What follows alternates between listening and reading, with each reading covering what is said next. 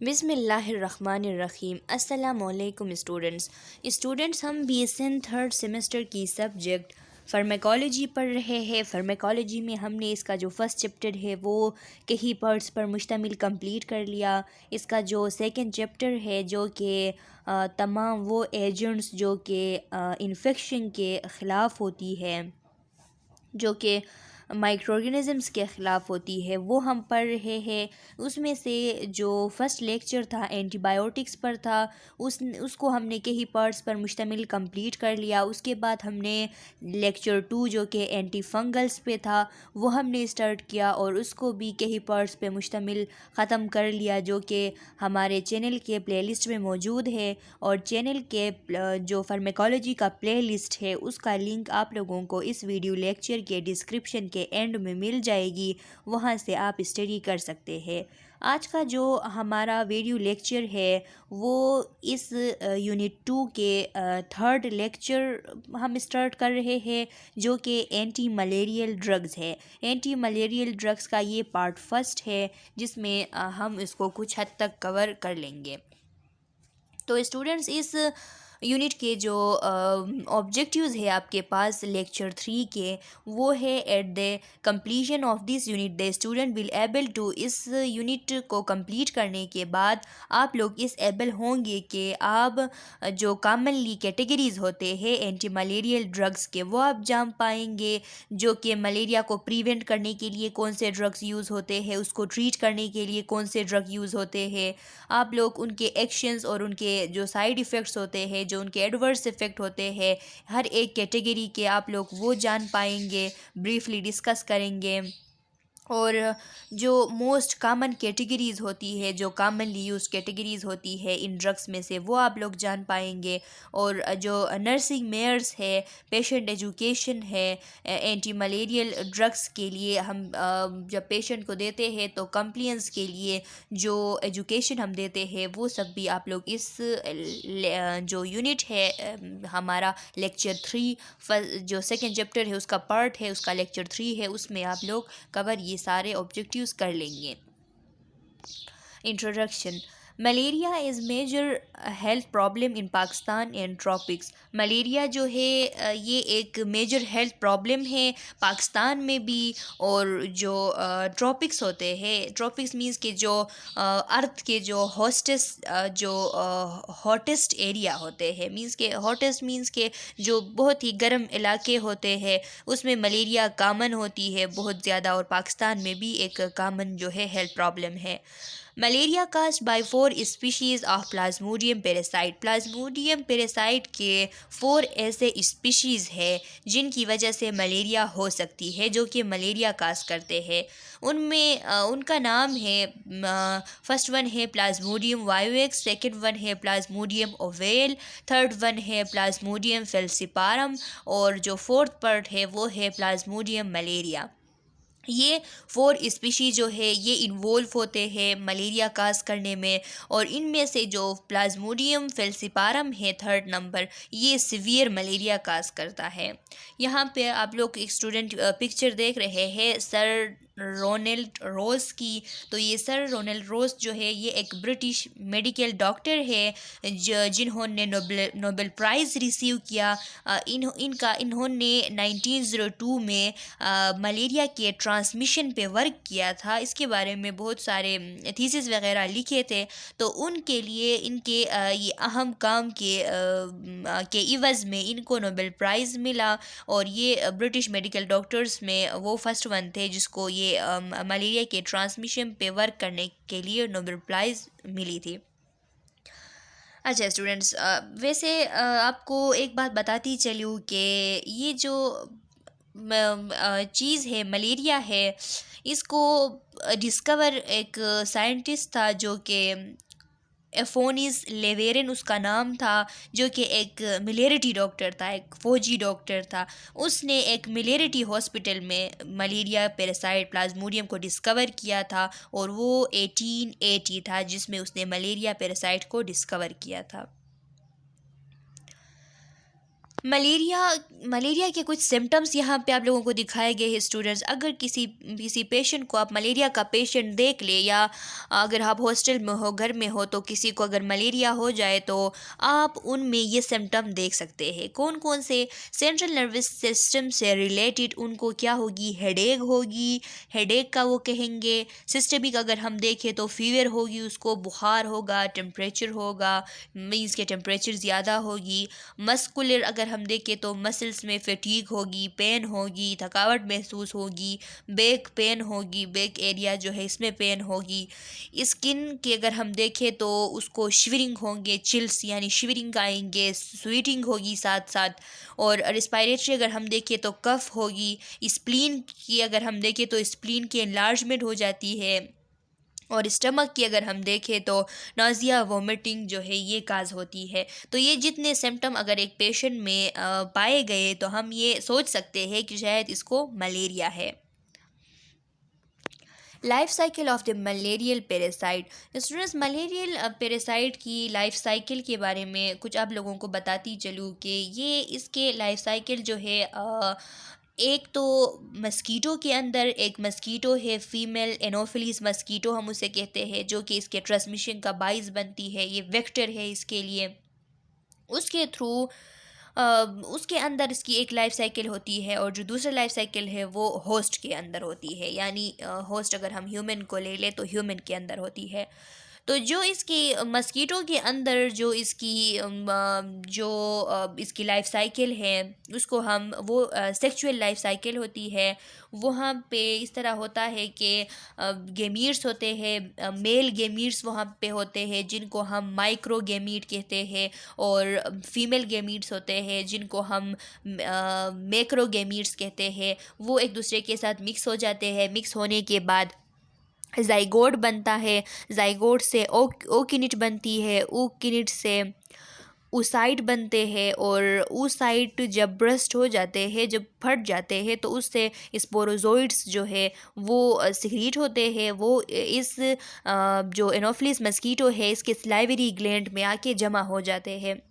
और ये इसका मस्कीटो के अंदर लाइफ साइकिल था कि गेमीट्स मिक्स हो गए, उससे जाइगोट आया, जाइगोट से ookinete बनी, ookinete से oocytes बने, oocytes ब्रस्ट हो गए जिससे स्पोरोजोइट्स बने, और स्पोरोजोइट्स आके स्लाइवरी ग्लैंड्स में जमा हो गए।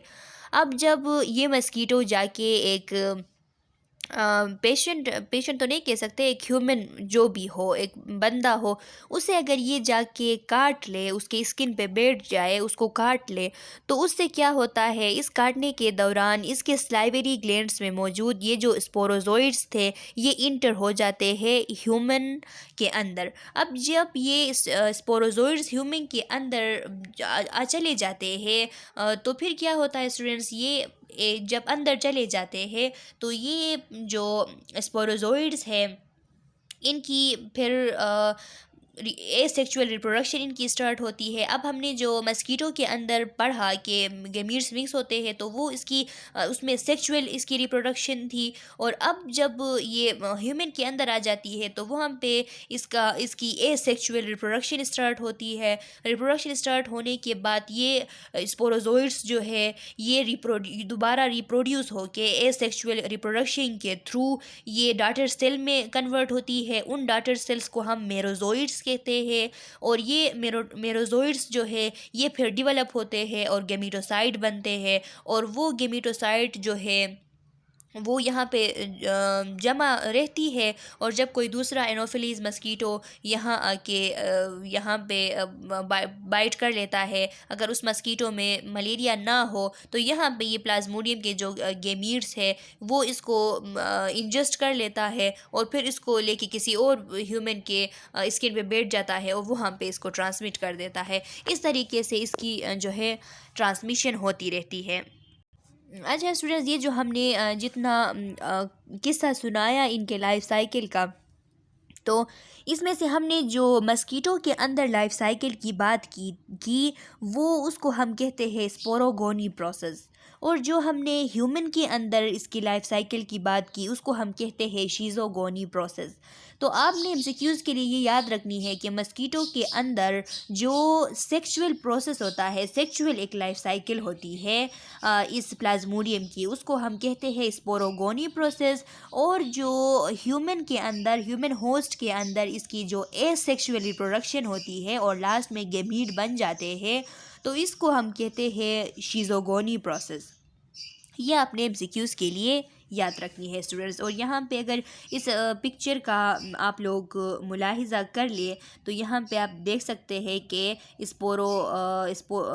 स्पोरोसाइट्स जो है वो आ जाते हैं, जो सॉरी स्टूडेंट ये एक ड्रग का बता रहा है, यहाँ पे स्पोरोजोइड्स जो है वो देखिए मक्खी यहाँ पे बैठ गई है, ये जो एनोफिलिस मस्कीटो है ये बैठ गई, इससे स्पोरोजोइड्स जो है यहाँ पे इसके स्लाइवरी ग्लैंड्स में थे वो रिलीज़ हो गए, लीवर तक पहुँच गए। लीवर में क्या होता है वो कन्वर्ट हो जाते हैं, डिवाइड हो के मेरोजोइड्स में, फिर ये मेरोजोइड्स लीवर से निकल के आरबीसीज तक चली जाती है। आरबीसीज में जब पहुँच जाती है तो यहाँ पे आरबीसीज की ब्रस्टिंग होती है, और आरबीसीज जब ब्रस्ट हो जाते हैं तो यहाँ पर शिजोन्स निकलते हैं, यहाँ से निकल जाते हैं। निकलने के बाद यहाँ पे फिर गेमीट बन जाते हैं, यहाँ पे गेमिटोसाइड्स होती है, आप देख सकते हैं स्टूडेंट्स गेमिटोसाइड्स यहाँ पे बने हैं, देखिए एक ये है और ये एक ये।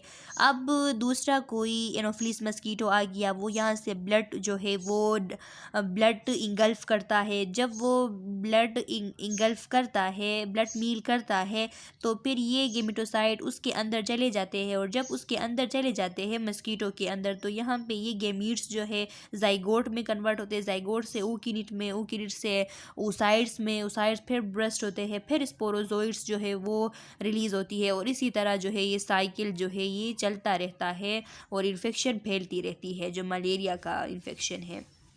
तो यहाँ पे आप लोगों को दिखाया गया है कि हम किन किन तरीक़ों से फार्माकोलॉजी के लिए हम किन किन तरीक़ों से इसकी जो लाइफ साइकिल है इसको रोक सकते हैं। तो स्पोरोंटिसाइड हम ऐसा कर सकते हैं कि अगर हम ये स्पोरोंटिसाइड अगर हम दें, स्पोर्स को किल करने वाले एजेंट हम दें, तो उनसे ये जो स्पोरोजोइड्स है ये किल हो सकते हैं। और जब स्पोरोजोइड किल होंगे तो ये लीवर तक पहुँच ही नहीं पाएंगे, जब पहुँचेंगे ही नहीं तो ये फिर मेरोजोइड्स नहीं बनेंगे। तो हम इस तरह यहाँ पे इसको रोक सकते हैं। हम ट्रू काउजल प्रोफाइलेक्टिक्स दे सकते हैं स्टूडेंट्स।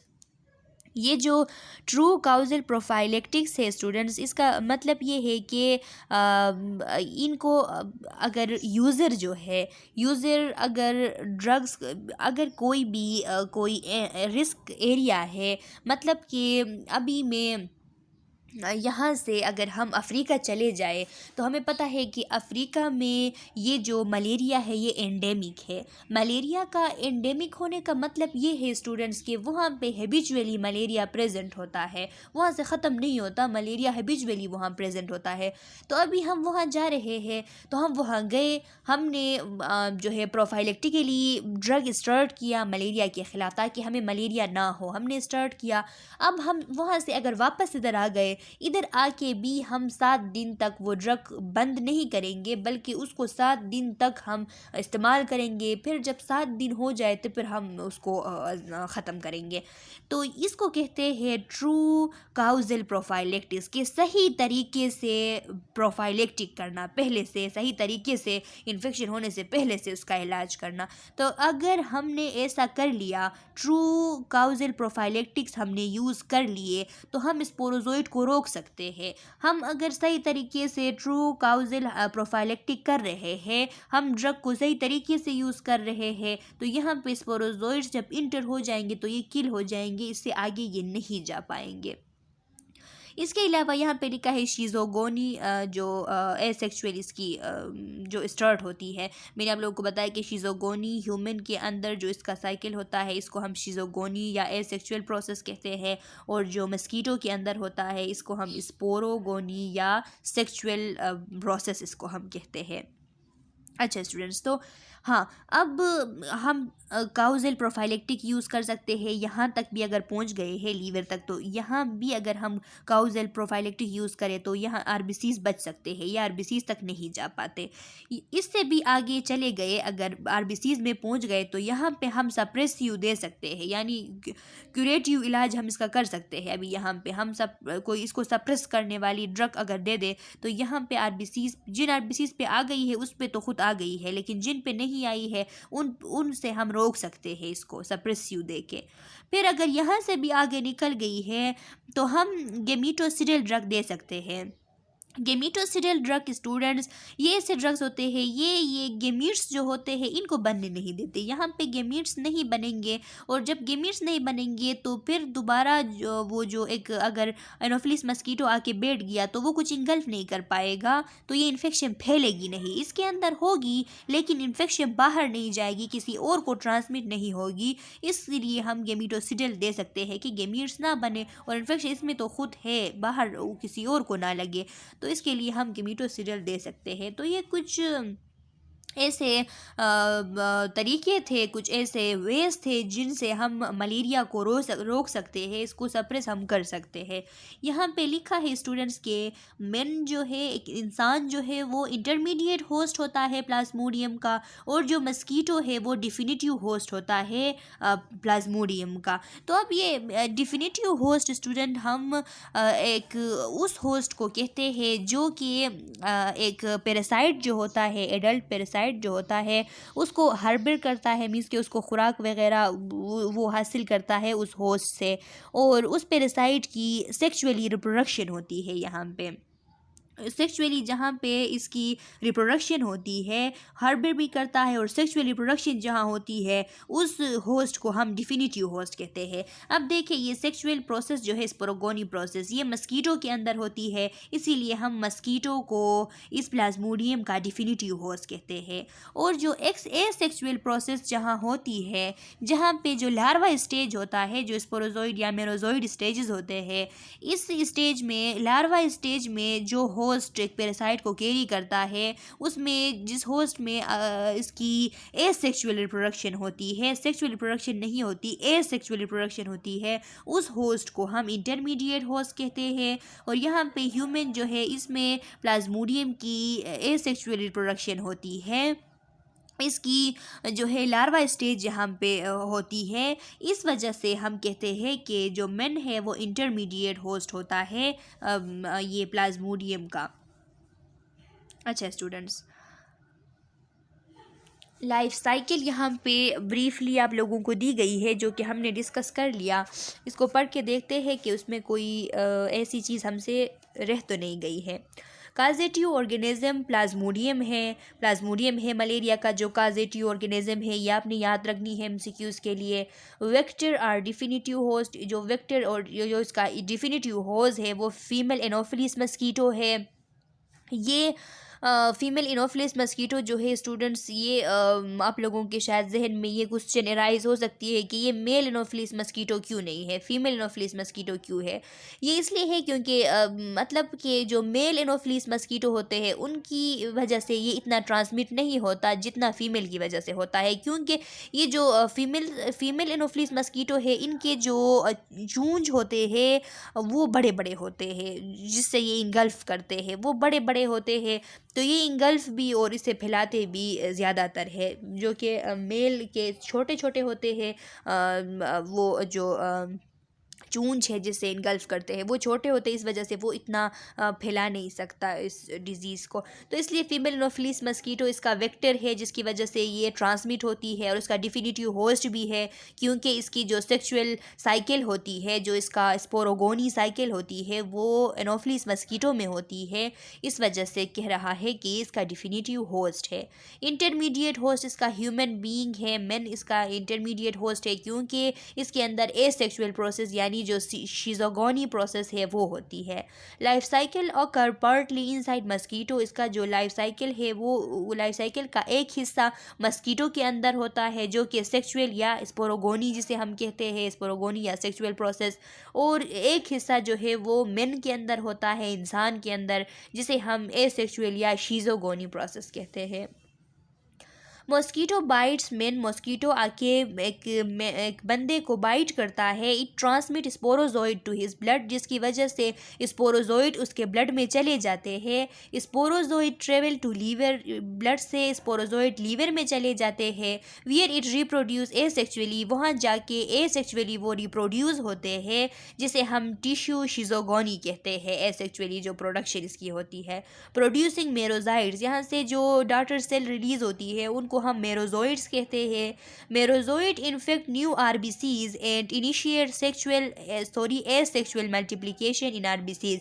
अब ये मेरोजोइड्स जाके जो न्यू आरबीसीज है उनमें इंटर हो जाते हैं, उनको इन्फेक्ट कर लेते हैं, और इन्फेक्ट होने के बाद एसेक्सुअल मल्टीप्लिकेशन इन आरबीसीज में वो स्टार्ट कर देते हैं, जिसे हम ब्लड शिजोगोनी कहते हैं। स्टूडेंट्स, यहाँ पे आप लोगों ने याद रखनी है कि जब लीवर में जो शिजोगोनी होता है, लीवर में इसकी जो एसेक्सुअल रिप्रोडक्शन होती है उसको हम टिश्यू शिजोगोनी कहते हैं, और जो ब्लड में होती है आरबीसीज के अंदर होती है उसको हम ब्लड शिजोगोनी प्रोसेस कहते हैं। तो ये एमसीक्यूज में आ सकते हैं। Leading to production of more merozoites, अब इससे क्या होता है, बहुत ज़्यादा मेरोजोइड्स प्रोड्यूस होते हैं। The RBCs burst and start the infective cycle, अब ये आरबीसीज ब्रस्ट होते हैं, ब्रस्ट होने के बाद इन्फेक्टिव साइकिल स्टार्ट होता है। Some merozoite develop into male and female gametes, अब जो सम मेरोजोइड्स है इनमें से कुछ मेरोजोइड्स मेल गेमीट्स में और कुछ जो है वो फीमेल गेमीट्स बन जाते हैं। Some merozoites remain dormant in liver, which can cause a replace of infection later.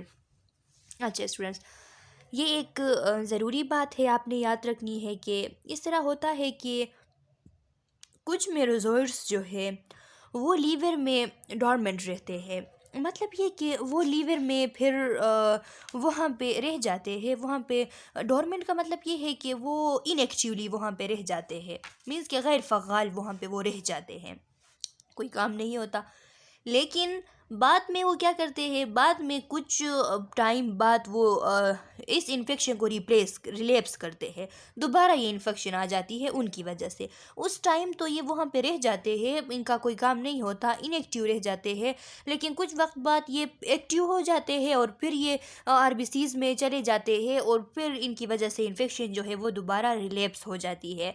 तो इनमें से इनको हम कहते हैं हिप्नोजोइड्स, जो यहाँ पे डॉर्मेंट रह जाती है इनएक्टिवली लीवर में। ऐसा सोचे कि वहाँ पे छुप जाते हैं, वहाँ पे रह जाते हैं, उनको हम कहते हैं हिप्नोजोइड्स। ये अपने एमसीक्यूज़ के लिए याद रखनी है कि जो एमसीक्यूज़ इस तरह बन सकती है कि जो डॉर्मेंट मेरोजोइड्स होते हैं जो कि लीवर में रह जाते हैं उनको क्या बोला जाता है, तो उनको हिप्नोजोइड्स बोला जाता है, और उनकी वजह से इन्फेक्शन जो है वो लेटरली रिलेप्स हो जाती है। और इसमें कॉमन जो है वो प्लाज्मोडियम वाइवेक्स और प्लाज्मोडियम ओवेल है, ये हिप्नोजोइड्स इनके रह जाते हैं।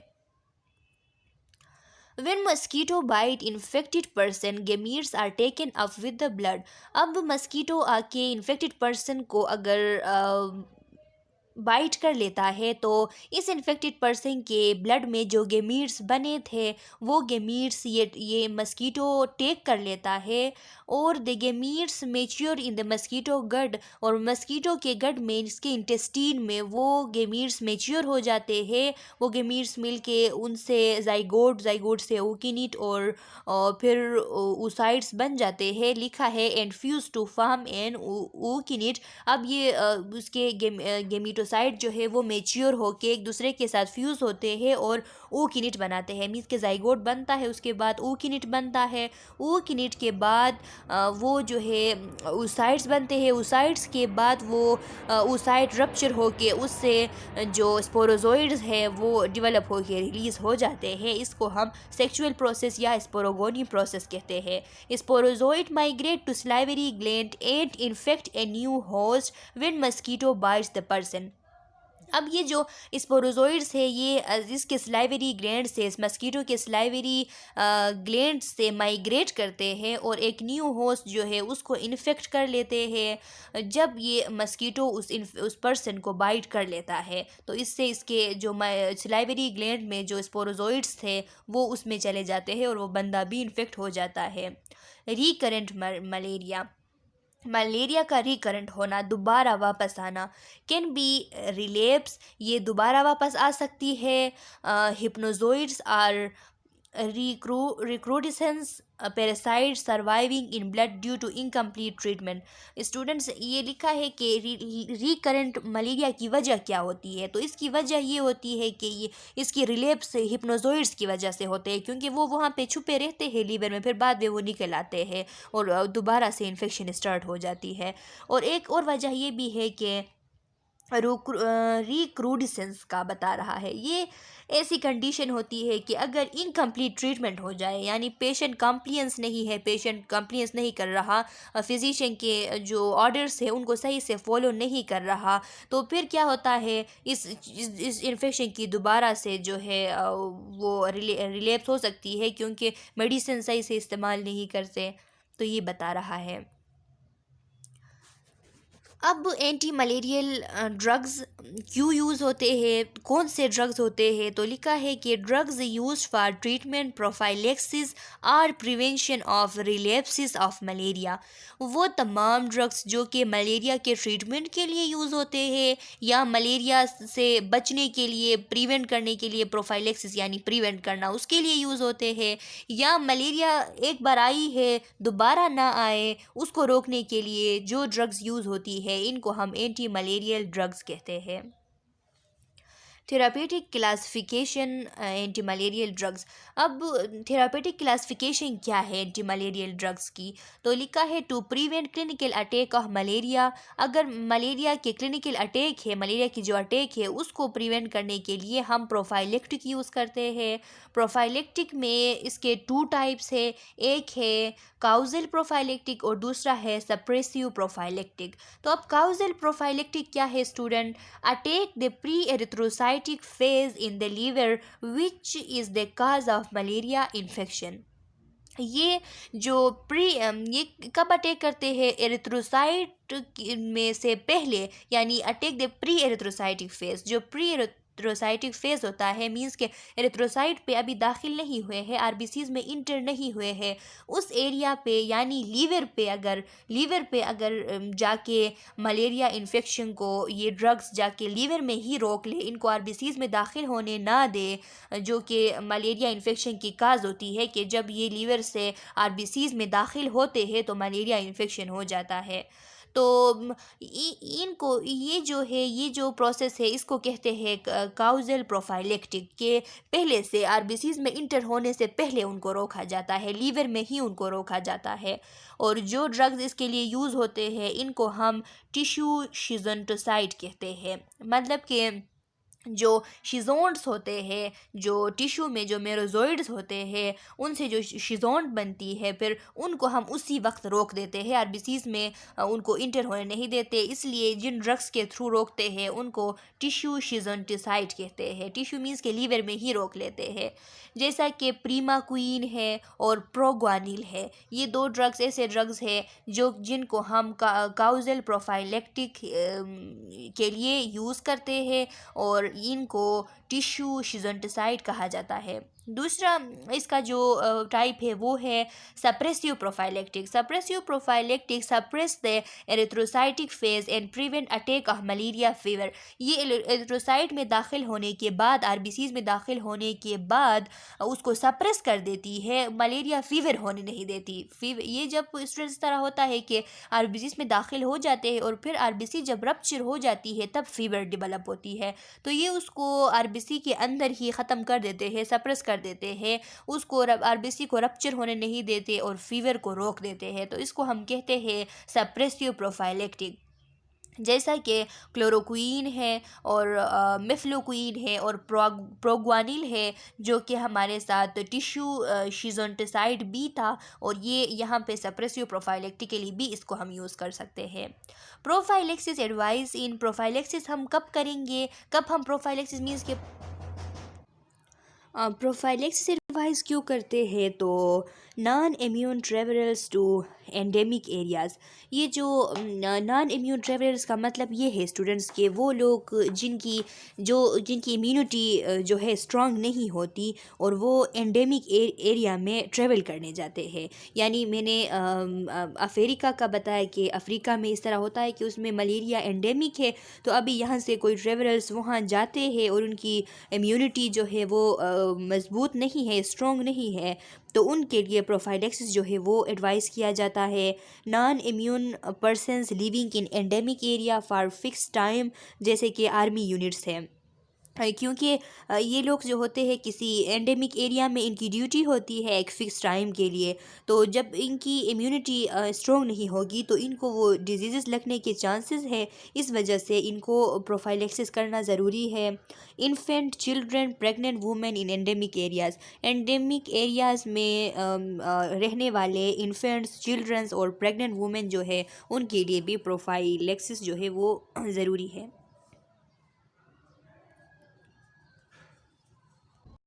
अब इसके थेरापेटिक क्लासिफिकेशन में जो इसका सेकंड क्लास है वो to treat clinical attack of malaria, clinical कुरेटिव्स।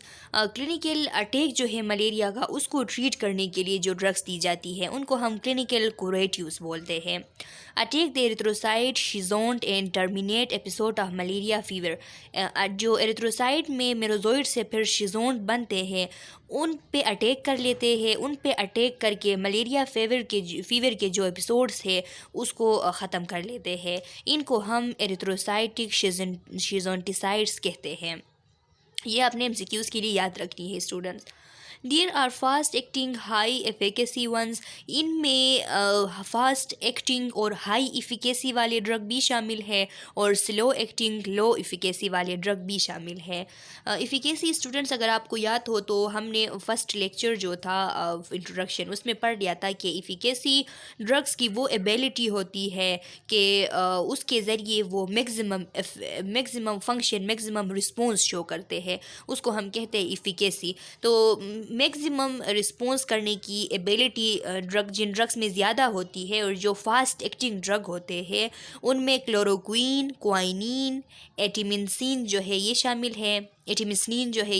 है, और स्लो एक्टिंग जिनकी एफिकेसी लो होती है उन ड्रग्स में प्रोग्वानिल, पायरिमिथाइमीन और सल्फोनेमाइड्स शामिल हैं।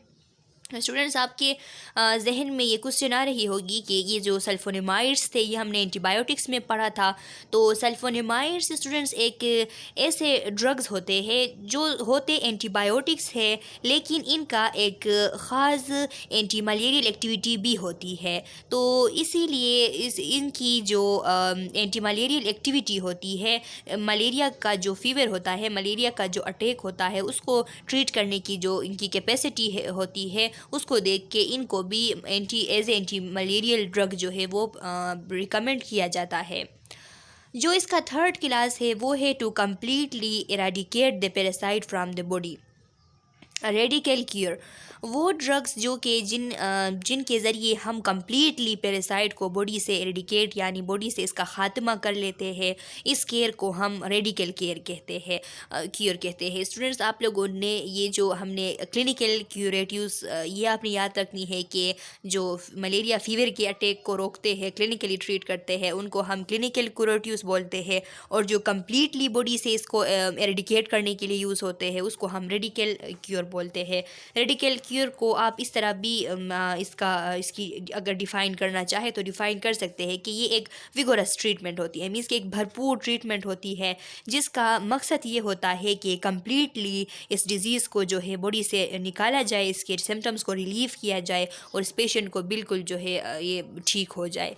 तो ऐसे ड्रग्स में इंडिकेटेड ओनली इन फेल्सिपारम, जो प्लाज्मोडियम वाइवेक्स है और प्लाज्मोडियम ओवेल है, ये सिर्फ प्लाज्मोडियम वाइवेक्स और प्लाज्मोडियम ओवेल के लिए दिए जाते हैं, ये जो कम्प्लीटली एराडिकेट करने के जो ड्रग्स होते हैं, क्योंकि because they produce relapsing malaria to persistence of hypnozoites. क्योंकि हमने कुछ टाइम पहले अभी पढ़ा इसी लेक्चर में कि ये जो प्लाज्मोडियम वाइवेक्स है और प्लाज्मोडियम प्लाज्मोडियम ओवेल है, ये ऐसे ऐसे स्पीशी है प्लाज्मोडियम के जो कि हिप्नोजोइड बना के लीवर में रह जाते हैं। मैंने कहा कि वहाँ पे ऐसे रहते हैं कि जैसे छुप जाते हैं, फिर बाद में ये कुछ वक्त बाद जो है दोबारा से रिलेप्स हो जाते हैं। तो इनकी इस रिलेप्सिंग मलेरिया को काज करने से इनको रोकने के लिए हम जो ड्रग्स देते हैं इनको हम रेडिकल क्योर वाले ड्रग बोलते हैं, और इसमें प्रीमा क्वीन जो है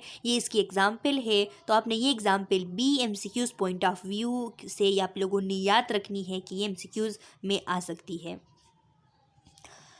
और जो इसका फोर्थ और लास्ट वन है वो है गेमिटोसिडल ड्रग्स। गेमिटोसिडल ड्रग्स ये क्या होते हैं स्टूडेंट्स? गेमिटोसिडल इसके नाम से ही जाहिर हो रहा है कि ये जो गेमिटोसाइड्स जो बनते हैं ह्यूमन में, जो शिज़ोगोनी प्रोसेस होता है, इसके लास्ट में ये जो गेमीट्स बन जाते हैं। तो फिर इन गेमीट्स को यहाँ पे ऐसे ड्रग्स होते हैं कि जिनके ज़रिए इन गेमीट्स को किल किया जाता है ताकि ये इस पेशेंट से दूसरे पेशेंट में ट्रांसमिट ना हो। तो इसमें लिखा है helps in decreasing the transmission of malaria from infected person to another. एक इन्फेक्टेड पर्सन से इन ड्रग्स के ज़रिए हम दूसरे इन्फेक्टेड पर्सन में ये ट्रांसमिट होने से रोक सकते हैं अगर हम गेमीट्स को किल करें, उनको ख़त्म करें। No use for the infected person. इनका इन्फेक्टेड पर्सन के लिए कोई यूज़ नहीं है, मतलब ये इन्फेक्टेड पर्सन में कोई ट्रीटमेंट नहीं कर सकते क्योंकि ये गेमीट का बनना ये लास्ट स्टेज होता है। इसमें इन्फेक्शन मलेरिया तो हो चुकी होती है, लास्ट में ये गेमीट्स बन के वहाँ स्टोर हो जाते हैं, और जब कोई दूसरा एनोफिलिस मस्कीटो आ जाता है और उस पर स्किन पे बैठ जाता है तो जो वो ब्लड मील करता है उसके साथ ये गेमीट्स उसके अंदर चले जाते हैं, और जब वो दूसरे एक पर्सन पे जाके उसके स्किन पे बैठ जाता है और वहाँ से ब्लड की सकिंग शुरू करता है तो वहाँ पे फिर उसमें ट्रांसमिट हो जाते हैं। तो अगर हमने गेमिटोसिडल ड्रग दे के यहाँ पे गेमेटोसाइड जो है इनको हमने अगर यहाँ पे रोक दिया, इनको हमने ख़ात्मा यहाँ पे कर दिया, तो इसकी ट्रांसमिशन नहीं होगी। इन ड्रग्स में शामिल है प्रीमाक्वीन, प्रोग्वानिल और पायरेमिथेमीन। ये 3 ड्रग्स जो है ये गेमिटोसिडल ड्रग्स होते हैं। प्रीमाक्वीन जो है उसका पहले भी हमने इनके यूजेस पढ़े हैं, लेकिन ये गेमिटोसिडल ड्रग बी है, इसमें इस क्लास में भी ये इंक्लूड है। यहाँ पे एक पिक्चर आप लोगों को दी गई है स्टूडेंट्स। टिश्यू शिज़ोंटिसाइड्स अगर हम दे दें तो यहाँ आके जो टिश्यू में जो यहाँ पे शिज़ोगोनी प्रोसेस है उसको रोकते हैं। अगर हम स्पोरोजोइड्स को रोकना चाहे तो स्पोरोजेंटिसाइड्स अगर हम दे तो वो इसको किल कर देते हैं, इनको रोक देते हैं। और हम अगर सप्रेसिव ट्रीटमेंट करें तो ये मेरोजोइड्स जो होते हैं इनको शिज़ोन्स में फिर कन्वर्ट होने नहीं देते, आगे फिर इसको जाने नहीं देते। और फिर जो है कुछ ड्रग्स हम जब देते हैं तो वो ये हिप्नोजोइड जो होते हैं इनका ख़ात्मा कर देते हैं, रिलेप्स होने नहीं देते इस फीवर को। तो ये आप यहाँ से देख सकते हैं स्टूडेंट्स, ये गेमेटोसाइड्स है जो कि बन चुके हैं यहाँ पे मेल और फीमेल गेमीट्स यहाँ पे बन चुके हैं। माइक्रो गेमीट और मैक्रो गेमीट हम इसको कहते हैं। तो जब हम जो गेमिटोसिडल ड्रग है वो देते हैं तो यहाँ पे ये ख़त्म हो जाते हैं ये जो गेमीट्स बने हैं। अच्छा स्टूडेंट्स, तो यहाँ तक काफ़ी है इस वीडियो लेक्चर के लिए। आप लोग यहाँ तक पढ़ लें, अगर कोई क्वेश्चन है तो कमेंट सेक्शन में डाल लें। मैं इसके नेक्स्ट वीडियो लेक्चर में आप लोगों के क्वेश्चन का आंसर करूँगी। तब तक के लिए अल्लाह हाफिज़।